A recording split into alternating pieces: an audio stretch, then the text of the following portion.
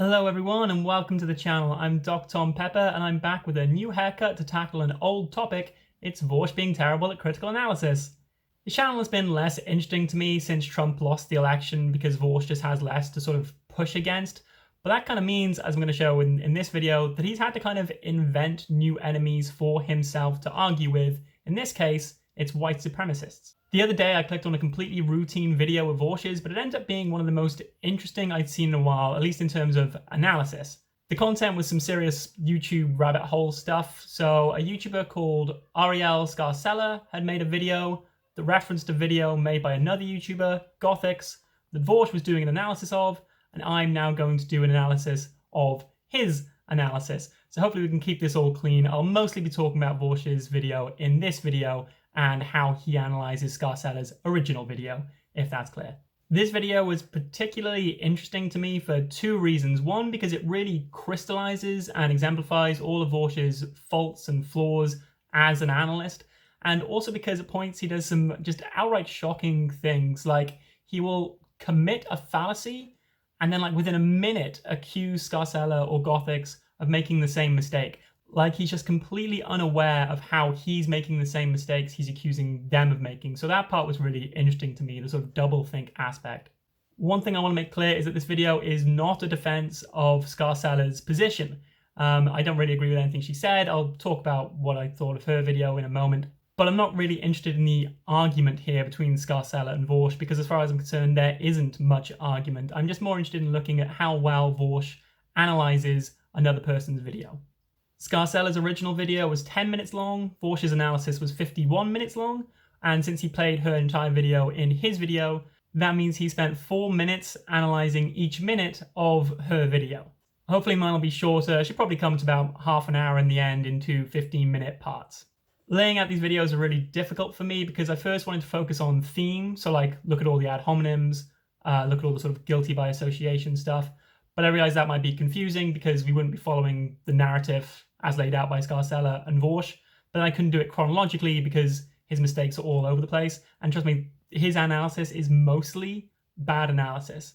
I'm actually going to recap all the stuff I thought was good in a section near the end of part 2, and trust me, that's not going to be a very long section.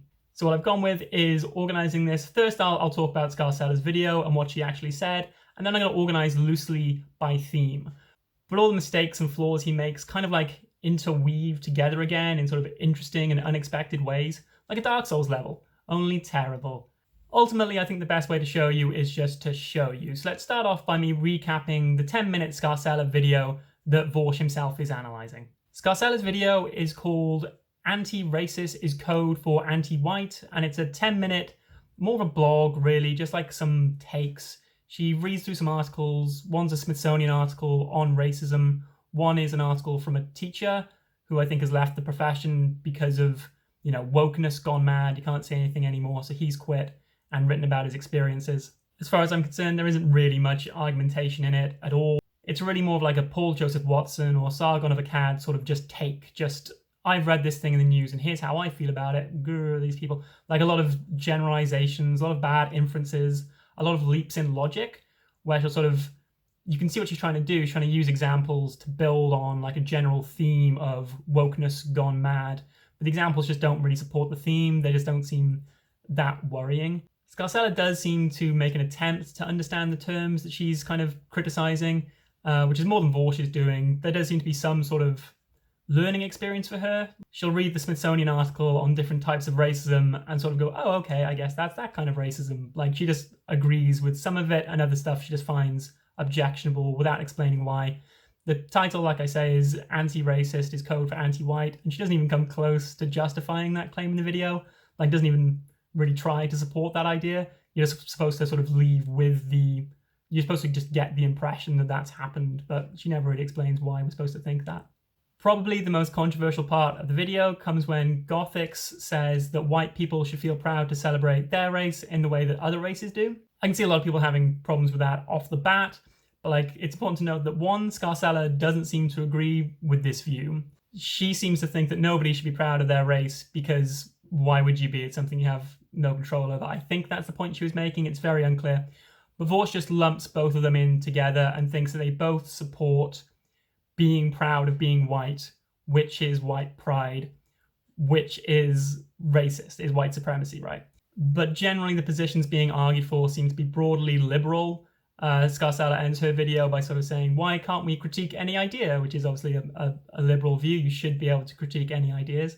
And mostly she's worried about freedom of expression being confined by sort of the woke mob and that kind of thing. There's really no endorsement of anything that I would call racist or white supremacist or Nazi. But Vaush has a different take on it. So let's see what he makes of it. The first topic I want to cover is when they start talking about the phrase, it's okay to be white. So in Scarcella's video, she just asks the question, is it okay to be white? And then points at herself and says, yeah, obviously. Like that's the extent of the discussion in her video. Vaush, in his analysis, then agrees there's nothing wrong with the sentence semantically, as he puts it. But then he goes on to explain that it's often used, or I think he says always used, by white supremacists. So we end up in this really weird position then, where Scarcella is saying it's okay to be white. Vaush is agreeing with the sentiment it's okay to be white, but he then uses that as a platform to attack her as a white supremacist, even though they agree on it. At one point he says, I'm not sure how far she is along the alt-right pipeline, but this is what white supremacists do. Shortly after, he continues with, it wouldn't surprise me at all if she was a white supremacist. This is the kind of stuff they pull. So that sort of sets up Vaush's take on the issue. He admits there's nothing wrong with the phrase, but at the same time, there is always something wrong with using the phrase or advocating for the phrase without all the qualifications that he puts on it when he also agrees with the phrase. This quickly reaches an apex. Gothics, trying to explain why this whole it's okay to be white thing came from, suggests it might be a backlash to woke culture itself. Vaush responds by outlining that this is what the literal Nazis did. They complained that they had to do what they had to do because of persecution. That sort of you forced me into this mentality. I wanted to put this point first because it sums up so well my general problem with Vaush's criticism, which is that the Scarcella video is complaining about far left people treating anyone to the right of them like Nazis. So Vaush's response is to treat them like Nazis because they're complaining about being treated like Nazis, and only a Nazi would ever complain about being treated like a Nazi. The it's okay to be white thing is just a really clear crystallization of that, because like I say, he agrees with the phrase. He does admit it's okay to be white. No one seems to openly argue that it's not okay to be white, but you just can't ever say it or advocate it in a YouTube video. The second thing I wanted to focus on are the ad hominyms. Obviously, I've done a full video on Vaush and ad homonym before. It is his favorite method of dealing with people. Like, I've seen him use ad hominyms far more than ever even engaging with what his opponent is saying. It's most of this critical analysis is telling you how what Scarcella is saying is something a white nationalist might say, therefore she is a white nationalist, therefore you shouldn't listen to her. But let's take a look at some specifics. I do need to note that a lot of the ad hominyms here are against Gothics, and I want to be more charitable than Vaush is, and I don't want to suggest that that is a racial thing, though I'm sure as hell going to mention it as a possibility. I think it's more that he assumes his audience will be familiar with Scarcella and know that she is a white supremacist. But Gothic seems to be fairly new. She's certainly new to Vaush, and probably therefore his audience, so he needs to really get in there quick and convince you that this non-white person is in fact a white supremacist in case you start listening to what they're saying and taking it seriously. The ad hominyms start actually before the video does in this case. The video is titled, I think something like Scarcella drops the mask, pushes white identitarian talking points. Drops the mask implies that she's sort of come out as a white supremacist, or like, you know, we finally caught her, which isn't the case. That's not what happened in the video. And white identitarian talking points is an interesting phrase. It just seems to mean things they might talk about. But like white identitarians might talk about all sorts of things. Like they probably think the sky is blue. There's no reason to disagree with them. And the background to the thumbnail is an honest to gosh Confederate flag with a picture of Scarcella and Gothics, who is not white. Like, I could maybe think that this was a joke because it's so over the top, the thumbnail. But like, it's so in tune with everything Vaush does and everything he says in his analysis that I don't think it is. He really wants you to make the connection between Scarcella saying it's okay to be white and the Confederate flag. But let's start on the ad homs against Gothics. I'll leave references down here. He's been watching it for about a few seconds before he says, I already know exactly what this person's opinions are, and he is not shaken from that belief as the video continues. Vaush plays a clip of Gothic saying, I can't even speak out against new gender laws without being labelled transphobic. Now, there's problems with that statement, right? Like, Gothics doesn't outline what those gender laws are or why they're problematic in any way. It's just kind of an inane comment.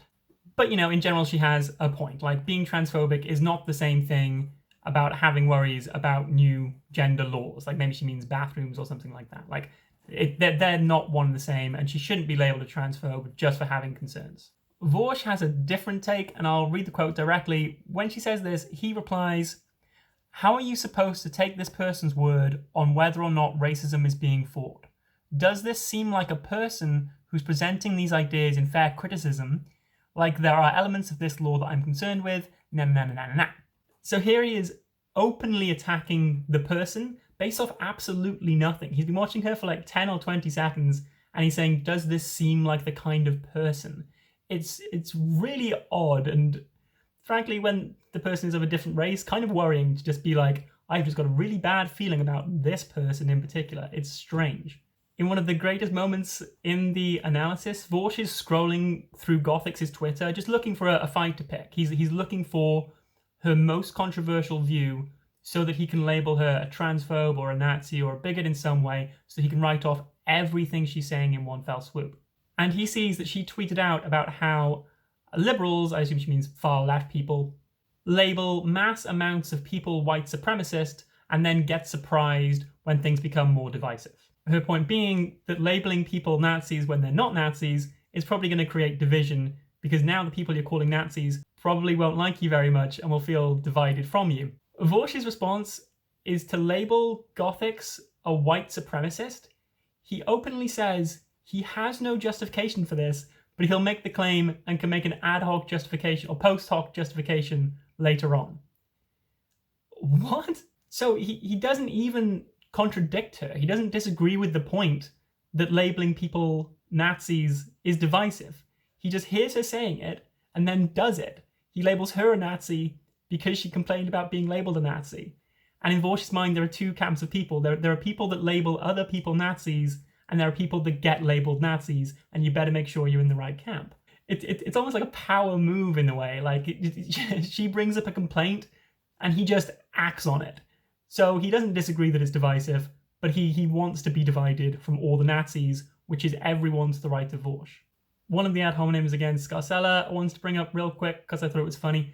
Like, in the first minute, Vaush is talking about how Scarcella is irrelevant, like all her metrics are down since she came out as right-wing, so like her channel is doing very badly. But then later on he calls Gothics and Scarcella grifters and says they're only doing it for the money. Well, which is it? Like, why would people become right-wing if that kills their channel and monetization prospects and they're not going to make any more money? Like Vaush says in the video that political videos make less money. So which is it, Vaush? But he attacks her for both, just to be sure. I decided to call this slightly broader section, What is Vaush arguing against? Again, it threads back in with the others, but there are so many occasions when Vaush is arguing against points that haven't been made, or at least haven't been made in the video he's supposed to be talking about. I just wanted to catalogue a few of them here. It's kind of like the Newman-Peterson thing I talked about previously. Like how Newman actually spends very little time debating what Peterson is saying because she's so busy debating things she thinks he's going to say. It's a lot like that. Like, Vaush has this imaginary Nazi in his head that he's arguing with, and frankly, he's not even arguing with them. Wow. So at least some really, really weird bits. One of the prime examples is when Gothics talks about the woke programs in university causing division and hate, and Vaush just sneers and asks something like, yeah, like you'd ever want harmony. Like, does Vaush want harmony? Like, he seems to want mostly to like root out Nazis from society, but he thinks everyone's a Nazi. So like, when they make the point that people on the far left are being really divisive, Vaush is just like, yeah. One part at the end of the video I found very interesting. Like, Vaush has been arguing with Scarcella or imaginary Nazis for like a whole 45 minutes at this point, and he's been resisting every claim that they've made against white people being maligned or bullied in any sort of form. But then he just admits that happens on Twitter all the time. And he's like, yeah, white people are a persecuted minority on Twitter. So he just agrees with that part. He just doesn't think that it'll cause any harm. Like he doesn't think that the fact that white people are a persecuted minority on a huge social media network is a problem in any way. And I guess that's really what I want to end with here, just pointing out like how Vaush just doesn't critically analyze at all in this video. At no point does he take what they're saying, criticize it, and then offer a better explanation or an alternative explanation. He just flat out disagrees with it, calls them Nazis for 50 minutes, and then job done. One point where the paucity of his analysis is particularly obvious is when they're talking about white pride, where we started the video.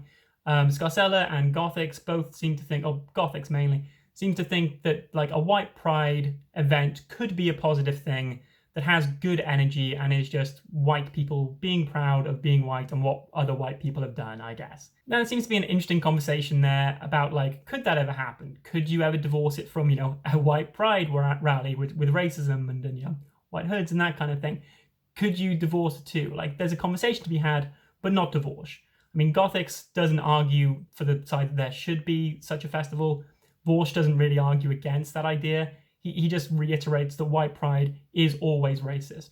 So ideas about whether that could change or how we might make it change or whether it's worthwhile trying to change that just isn't there. It's just completely tautological. White pride equals white supremacy, so such an idea is a white supremacist idea, and Gothics is a white supremacist you shouldn't listen to. This is the logic over and over again, and I'm sorry if it's been repetitive in this video, but if you think I'm being repetitive with it, you should watch Vaush for 50 minutes. So that's it for part 1. In part 2, I'll be detailing more examples of Vaush's terrible analysis, and I'll also be, just a contrast, I'll be including the section on all the good analysis that he does.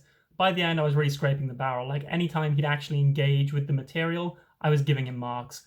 So tune in for that. Please leave a like if you liked the video. It really helps the channel when you do that. Also, leave a comment if you agree or disagree with anything I said. We've had some really healthy, high-level discussion in the comment section of my other videos, so I hope that does continue. Share with a friend if you think they'd like it, and subscribe to my channel to get regular video updates. Until then, I will see you next time. Have a good one.